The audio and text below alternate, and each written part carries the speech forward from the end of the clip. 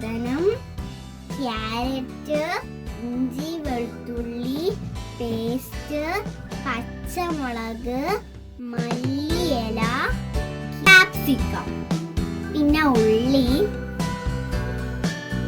പിന്നെ വേവിച്ച് വെച്ച ചിക്കൻ.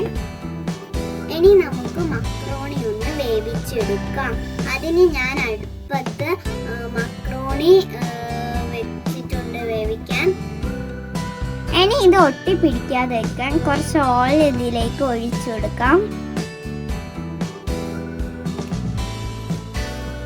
ഇനി ഇത് കുറച്ച് ഉപ്പും കൂടി ഇട്ട് കൊടുത്ത് ഇത് വേവുന്നവരെ കാത്തിരിക്കാം.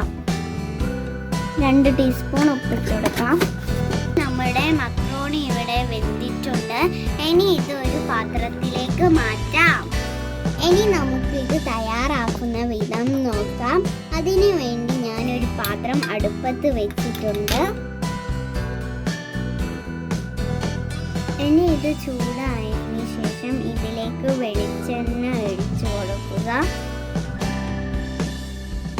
ഇനി വെളിച്ചെണ്ണ ചൂടായ ഇതിലേക്ക് ഉള്ളി ഇട്ട് കൊടുക്കുക.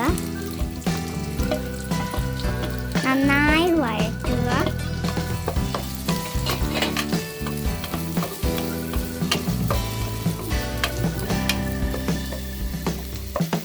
വേഗം വെന്തു കിട്ടാൻ വേണ്ടി നമുക്ക് ഇതിലേക്ക് നുള്ളു ഉപ്പ് ഇട്ട് കൊടുക്കുക.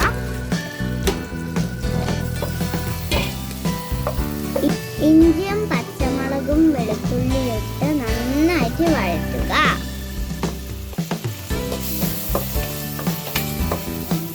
ഇനി ക്യാരറ്റും ക്യാപ്സിക്കവും ഇട്ട് കൊടുക്കാം.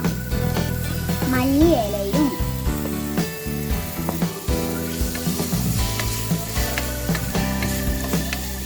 ഇത് നന്നായി വഴന്നു വന്നിട്ടുണ്ട്. ഇനി ഇതിലേക്ക് നമുക്ക് മുളകും പൊടി ഇട്ട് കൊടുക്കാം.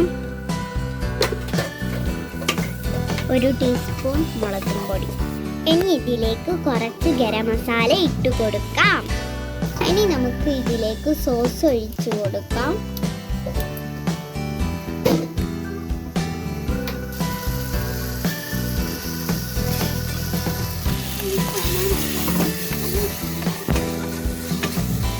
ഇനി ഇതിലേക്ക് സോയാ സോസ് ഒഴിച്ചു കൊടുക്കാം.